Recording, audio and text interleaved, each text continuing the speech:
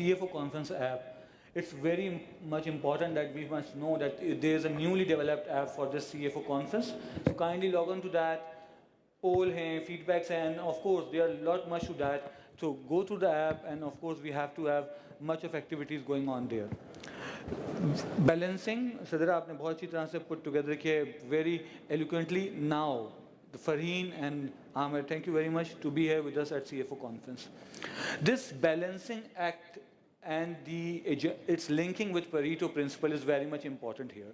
Because of the fact right now, we as finance professionals have been in the midst of challenges like budgetary cutovers, employee layoffs, liquidity concerns, and much more. And now ESG, cybersecurity, whatnot. So what are the expectations of the board? And what are the expectations from the management as well as the CEO and then the team as well, whom you are dealing with? So we have to create the balance between the expectations as well as prioritizing the task which has been asked under the Pareto principle. So to set the context and the challenges we have in harmonizing the balance, we have to have those skills which navigate through those stormy challenges. So to deal with this, I ask Ms. Farheen for her opening remarks with respect to the topic and its importance with respect to evolving role of CFOs. Assalamu alaikum ji. For me, and I was just telling one of my team members, when I walked in and I saw less than 20% of the audience being women, for me that actually was Pareto principle. 20% of the women resource is 80% of the impact within the CFO conference. For me, that is Pareto, by the way. Clearly, women would be 80% of the impact that any organization will go through, and that is, it's obvious here. So how less of a resource do you use to get the maximum impact out of that? Really, in a summary, is the Pareto principle. And when we were discussing, Umair and I, just last week about this topic, I do think a little reflection on our culture, on Pakistan, on the Asian subset of a mindset that we all belong to and we've all been brought up on is important. I think hum sabke gharon mein, we've been taught, because there are limited resources in Pakistan, learn as much as you can, widen your experiences as much as you can. Even if you want to be an artist, no, but do a little bit of science also, because you never know kab zindagi mein zarurat pad jaye. You might be great at music, but make sure you are also a sportsman, because you never know, kab zarurat kis cheez ki pad jaye. I think in that kind of an environment, we grow up, at least I did grow up, in an environment where doing more was always emphasized upon. The 80% effort that you do to get what? 20% result in this world. I think it's absolutely the reverse. Absolutely the reverse.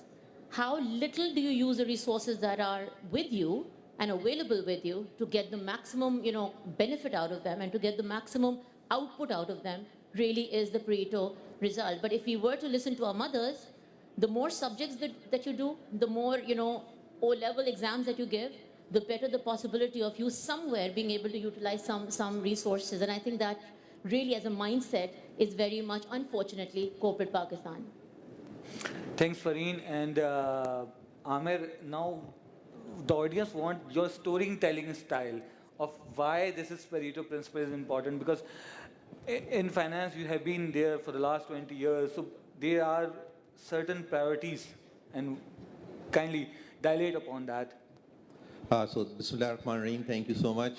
Firstly, I echo the same feeling which Farheen has about Pareto principle. But instead of repeating that, I would touch upon a slightly different dimension of Pareto principle. This principle was coined by Dr. Joseph Juran, who happened to be an electrical engineer. And he actually used the thought process of Wilfredo Pareto, who was a sociologist and economist, who actually used that principle to define a problem. But Dr. Joseph used that principle to solve problems. And since he was an engineer and a consultant, so he used that principle to solve operations management problems. So initially the principle was used to solve management problem. And the problem which he solved was that 80% of the defects in the production process are coming out of only 20% of the production methods which are being used. So he said, now we have to invest 80% of our time and resources and energy to solve only the issues in those 20% of the production processes to get the greatest success, to reduce the number of production defects and to solve the main problem. Now, taking this principle from the operations management, it's very easy to use this principle into our professional life, in our personal life. Because right now we are in a CFO conference, so I will touch upon more on the professional part of our lives where we can use that principle. So starting with, for example, people management. So in our organization, for senior managers, including CFOs and CEOs, a great part of our job is to hire right talent, is to enable them and then allow them to produce great results. So the same Pareto principle says that 20% of your managers are going to create an 80% impact on your organization. So you have to be very focused, as Fareen said, in hiring, training, and enabling and identifying these 20% people in your organization. And then give them authority, give them leadership position so that they can produce great results.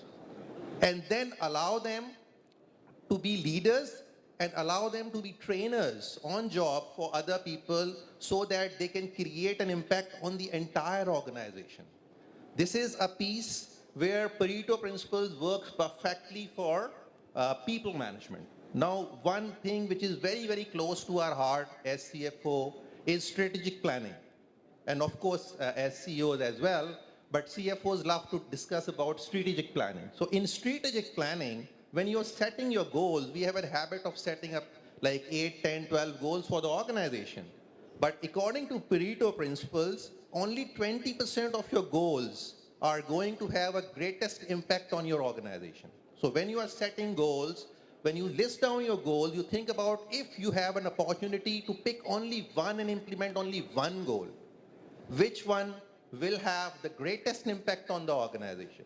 So at Bank Islami, when we do strategic planning, we say we will not go for more than 4 to 6 strategic goals in our organizations, because then it will be very difficult to invest time on those goals, those 20% of the goals who will have a greatest impact on the organization and who will lead to greatest success in the organization. So Dr. Joseph talked about in the Pareto principles about the vitals few and ignore the trivials many. So as CFOs, we also have to focus on ignoring or delegating a lot of trivial tasks. And actually, as human beings and more specifically as finance professionals, we have a habit of clearing our tables, tackling all important or less important things, means doing everything which comes to our table every day.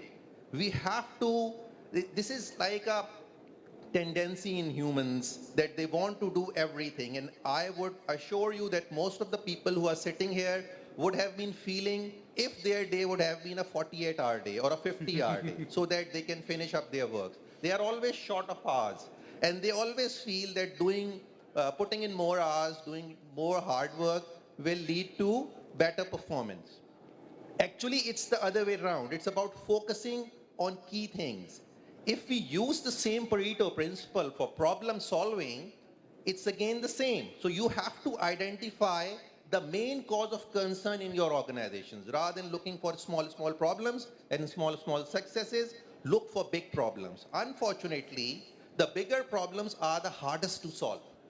So we have a habit, because when we are young, as Fareen said, when we are young, our teachers used to tell us, okay, when you are doing your exams, pick up the easy questions first so that you're done with those, and then you can pick up the harder ones. Even when we used to prepare for the exams, we used to park all hard questions and subjects for the later part of our preparation. So same style appears in our professional lives as well. If there is a difficult problem, because it's more complex and harder to solve, we don't allocate more time to it. That problem requires 80% of your time. Because those 20% of the hardest problems, once solved, will solve the entire problem for the organization, will lead to 80% growth in your sales, will lead to 80% growth in your profitability. So focus on the goals which are going to create the maximum impact on your organization and focus to solve those 20% of the problem which are the hardest one and which are going to solve the most critical issues pending in your organization. This is my way of thinking about Pareto principle, and this is how we apply the Pareto principle in our organization. Thank you, Amir. And rightly said, we have to take the balancing approach as well as apply the Pareto. Where is the criticality?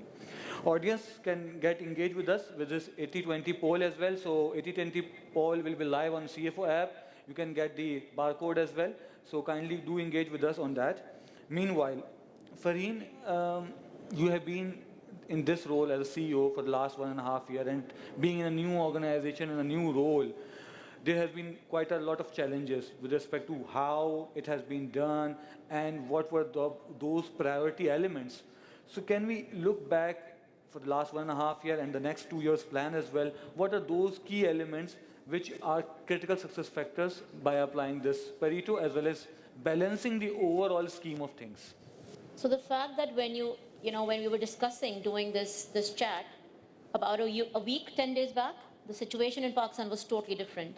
And now I'm sitting here and I'm saying, what strategy, what focus, oh my God, what's happening to the world around me? And that's exactly where Pareto comes into power and into effect. Because if every morning somebody wakes up and says, forget about the titles, whether it's a CEO, whether it's a board director, whether it's a CFO, if every morning the question is, how do I survive today? Which is very clearly the environment that we all operate in. If you don't know what your core is, every day the answer is going to be different. Because the environment around you is constantly in flux. And not only, and I don't want to make this a very specific to Pakistan answer, this is the global scenario right now. Who knew, COVID would happen? Who knew hyperinflation would happen after that? Who knew, a lot of ships would not be able to sail and get your products from here to there? And on top of that, of course, we also have the political strife in Pakistan. All of that put together, I think every morning, personally for myself and for my board, the one thing that doesn't change is what is the core of my organization? What is it that we stand for and what is it that we want to do strategically to move forward? If the end deliverable, and when I say end deliverable, I don't at all mean targets, I don't mean financial P&L management, I don't mean matrices that the corporate world makes you believe are the be-all, end-all of life. Itni sale karni hai, itna profitability chahiye. Those are outputs. They're not inputs. As a board at Lipton Teas and Infusions, we're very clear about what that input is. We need to have Pakistan's best cup of tea called Lipton, full stop. If I wake up every morning and no matter what happens to the world around me, I'm clear that that's my input metric.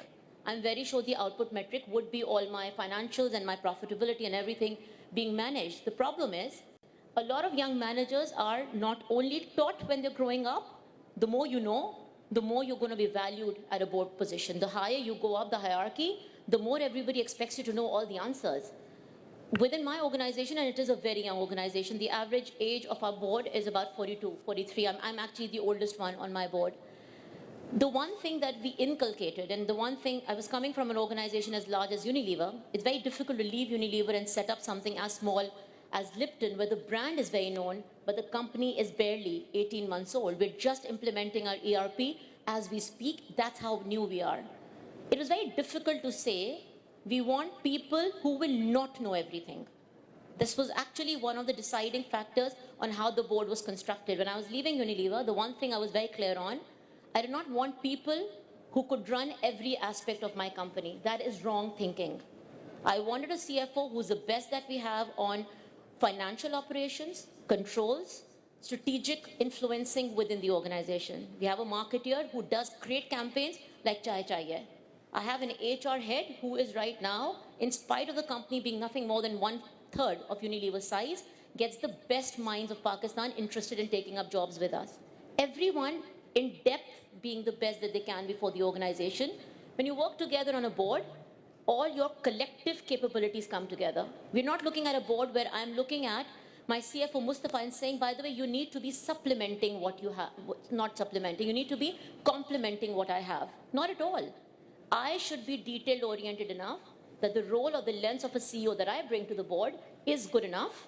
What he brings to the board is, by the way, a supplementation of that, which could be the financial maneuvering, which could be the strategic influencing, which, by the way, could be reading into the future of Pakistan economically, which I'll never be able to do because I'm hardcore of a marketeer. I was trained. I have 20 years of experience as a marketeer. I don't want to come to the board of Lipton and suddenly act like I know it all. In 2 years' time, I know what the economy of Pakistan will go through. I do not. And I think, interestingly enough, we have an organization where we're very willing to say, we don't know. But somebody within the board does know and knows it better than anyone else on the board itself. Right? And I think that for me is a daily interpretation of Pareto principle. Just last bit before I hand over to Ahmed, a lot of youngsters in my organization, they keep talking about, how we use the word strategy very loosely. Everyone talks about, we want to be strategically influencing the organization. We want to understand strategy. I don't think strategy is about A and D. It is about or, and not the Urdu or cheezein kar lo. That's a very Pakistani failed attempt at strategic thinking. Strategy is all about or. Am I going to be the best cup of tea called Lipton, or am I going to be the most known brand on TV? Are two different strategic influences and stretches. I cannot say, and by the way, this might make me sound very dumb at international forums, but I say I have one critical thing I want to do every morning, which is offer the best cup of tea in Pakistan. It's like, she's young enough, she's going to drown our company. To give you some matrices, we were growing 5% when we were with Unilever. We grew 25% last year. We, inshallah, will be ending 40% this year, only because we only want to be one thing, the best cup of tea in Pakistan, full stop. Nothing else unfocuses us. So that for me is a live interpretation on my board every day, to be very honest. That is how the youngsters of my organization are being brought up. I'm not bothered if they don't understand strategy, to be very honest. These are all buzzwords of corporate. Do they understand what is that one fundamental action that they do every day to keep my business front-ended on what my core task is and what my core vision is? I think that's the only thing we expect from our organization. Thank you, Fareen. And that's what the practicality is all about. Don't use the jargon words. Go and in the field and deliver only one deliverable, which is 80-20. Go with the one side of mind and do the right thing. So, Amir, you have been in the field for the last 25 years, and after chartered accountancy, you purposefully change your career from a chartered accountant and finance professional towards a marketeer, and you have led many organizations vis-a-vis in smaller bits as now from Bank Islami perspective as well. What are those key elements here for the audience that CFOs and finance professionals must look around vis-a-vis balancing, make sure that board understand what their expectations are, and we have to be focused on 80-20 as well. I will also share a story about Bank Islami here as well, but before that I will try to answer a question. And sharing story of Bank Islami is about implementing what I have been talking about, because I believe in you walk your talk.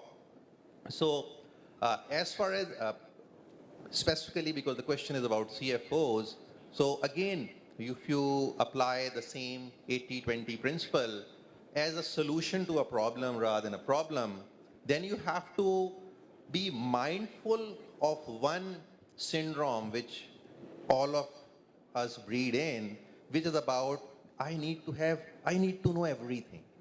So I should be knowledgeable about everything in the world. So I like to first differentiate between the meaning of knowledge from information. What is available all across the internet and things like ChatGPT is information. Information allow you to understand the meaning of some subject or some phenomena. Knowledge is very different. You acquire knowledge through learning and experience. So information is for FYI. Knowledge is for your FYA, for your action. So a very crude example is, if you want to understand, and this is the example we discussed, I and Fareen also discussed earlier, if, for example, if you want to understand the treatment of cancer to somebody which has to be treated, you can find that treatment on internet. But can you treat the patient yourself? Can you do the chemotherapy? Can you do the surgery to extract that malignant cyst? No. So that's the difference between information and knowledge. So you should be informed enough, that's okay, but don't try to be an expert of everything, which is a real problem. When you try to do everything, then you cannot focus. So the Pareto principle about focusing. So even as a CFO, you have to decide which tasks you should be master of and you should focus on, and what are those tasks and items and activities which you need to delegate. And there should be someone else who is an expert in your team. Maybe that can be tax, that can be business analytics, that can be, for example, if somebody is doing control stuff, that can be internal control. So you have to identify what is the necessary, what is necessary for you to create a greatest impact on the organization as a finance professional. Don't try to become an engineer in your CFO role and try to suggest by searching internet these solutions to the engineering problem, which we love to do, and that's how a lot of people get annoyed from us. So be very specific and focused to your role where you can create the greatest impact. It's okay to know all other things, but don't try to be an expert of every other thing. So this is one message which I have for all my colleagues who are sitting here. And then one more thing which I like to add about focusing things and doing only few things in an organization and creating an impact, creating a story of success.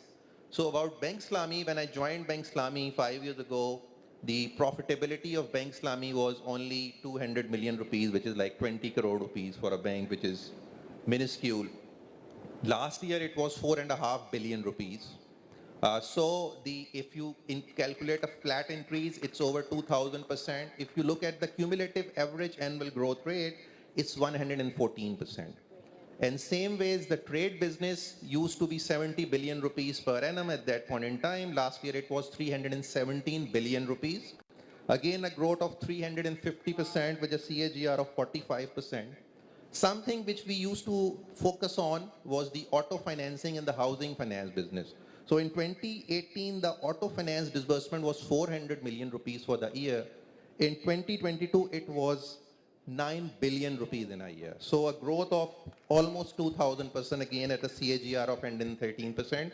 And there are similar numbers which I don't want to share, but all these outcomes which are matrices is an outcome of something which we put in. And we only worked on 3 things in Bank Islami, not on the 4th thing. First one was people. And we said we have to have a right organizational structure first, because even if you get a best person by paying top dollar in your organization and you misfit him in the organization, he will not deliver results. So your organizational design should be aligned to your strategy. What you want to achieve, your organization should be aligned. Your organization should not be aligned to the people. Generally, what local organizations do, they look at a person and then they create a org chart. Okay, isko ye department bhi de do, ye wala bhi de do, thoda sa IT bhi dekh lega saath mein. So that's create a problem. So we decided we will not do that. So we focused on people. We created the right organizational design. We tried to put in the right people for the right job. Most of the people were there already in the organization. Very few joined us from outside in delivering these results. The same people deliver these results, but we were very focused about it. Then the second thing we were very clear was about technology. We said, okay, we are a service organization. We don't produce any tangible product. Our service is an intangible. It's an experience, it's a moment of incidence. So we have to leverage technology in delivering quality service. And then on the basis of that, we said we must have one unique selling proposition. We never look for second. And we found and we developed one which is we call one-touch banking. And today, even today, we are the only bank who has the ability to do all transactions inside the branch and on ATM through your thumb impression only. You don't need a checkbook, you don't need a debit card, you don't need your NIC card. You only need your fingerprint. And you can transfer 10 million rupees from a branch in Bank Islami to a branch of, say, HBL in Azad Kashmir in seconds with the help of your thumb. So we said, this is our USP. So we worked on that. and we leverage technology for doing that. So we focus on very, very few things. And we invested all our financial resources and all our intellectual resources in leveraging these for producing the result. And the results are here. So if I would have been telling you in 2019 about my strategy, many of you might have been thinking that the guy is mad because he's doing only 2, 3 things and he will flop. Because we have to do 9 subjects in A levels anyways. We should take 4 extras so that we can get 4 extra A stars. So I said I will do 3 things, and those 3 things produce those results. So it means what Wilfredo Pareto envisaged as a sociologist, what Dr. Joseph Jurin observed and created a phenomena like the Pareto principle or the 80-20 rule, it's working. So, my dear friends, if you apply this on a day-to-day basis, it will work. Thank you, Amir. You want to say something, but for 2 minutes only? No? I could, not 1 minute Yeah, actually. please. There is a 10,000 hour rule, and a lot of us must have read about it. It's a book called Outliers. It just says normally people who are very successful, the average number of hours that they need to spend doing the same thing, the same art, the same creative execution is 10,000 hours. How many of us would actually be doing 10,000 hours? That's, by the way, 5 years of doing the same job if it's a 40-hour week. All of us as youngsters, especially anybody under the age of 40, every 2 years will come out to the organization and say, we've done enough, by the way, we've understood everything. Now, what can I get a bigger role? 10,000 hours is what made Bill Gates what he is. I don't remember, I mean, I've never read of Van Gogh's, mother coming to him and saying, why are you painting with a brush? Why don't you pick up a pencil? You never know what you might need. You might become an artist of sketches and not of the paintbrush. No. 10,000 hours Van Gogh did only of post-impressionist paintings. That is exactly, by the way, what Gulji did and what his son did. Can you imagine going to Amin Gulji and saying, by the way, your father was a painter or an artist and you're just a sculpturist. Why are you doing that? Don't do sculptures. वहाँ से तो पैसे बन ही जाएंगे, एक दो painting भी साथ में बना ही लो. That is not at all the Pareto principle. That is not what the world defines as mastery. When somebody's talking, when Amir is talking about knowledge, it really is about mastery. You get to a level of mastery after 5 years of 40 hours a week doing exactly the same thing. There's a depth of knowledge, not information, of FYAs and not FYIs that you need to do to move forward in life and really to be a master of your own destiny and your organization's destiny versus just rolling around in this very chaotic time that you're all facing in Pakistan right now. Thank you, Fareen. And these new coins of FYI and FYA are very much important because we have to be focused what's action required rather than reading all the mails through if you are in BCC as well or CC as well. So the floor is open for the questions. We have 4 minutes available for the questions from the audience. And we have a question on the poll as well. So can we have a result on the poll as well so that we can have some audience engagement as well? So floor is open. Any question from the audience with respect to how we can balance our own task vis-a-vis applying the Pareto principle?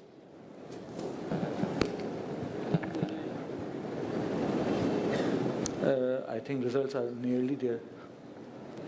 Fareen, it's against your thought. Strategic leadership. Audience feel that strategic leadership is the thing which we should be focusing upon. So, not your favorite goal towards? Okay, it's not about favorite or not favorite. I just find that to be a very vague term. Strategic leadership means what?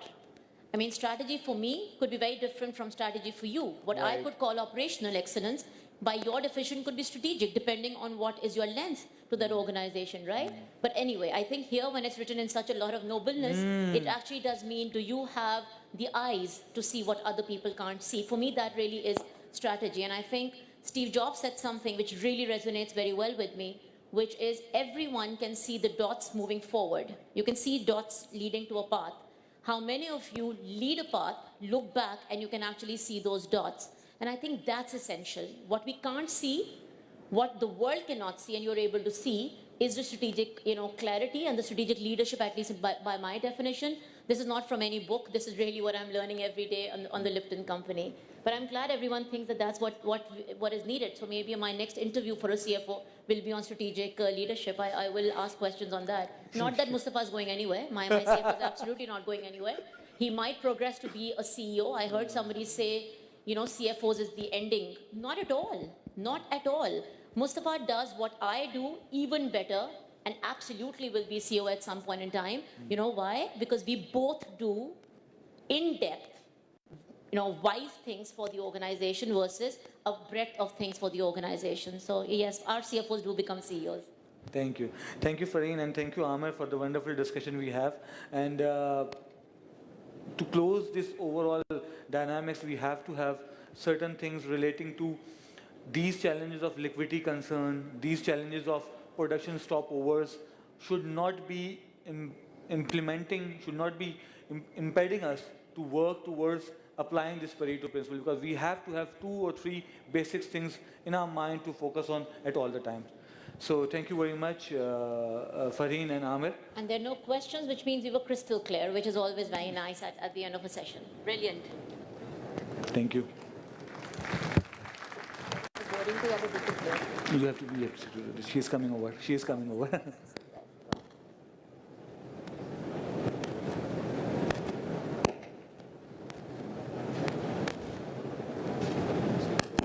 So meanwhile, Sidra is coming over. I again like to request all of you to download the CFO Conference app. It's a wonderful initiative by PIB. New engineers were hired and we invested a lot in that. Similar to that, Humanite is there in the lobby as well. And it's a startup which we as PIB invested for sustainability as well as robotic preparation. So it's all over ICAP's initiative from iThrive initiative to support these startups. Thank you.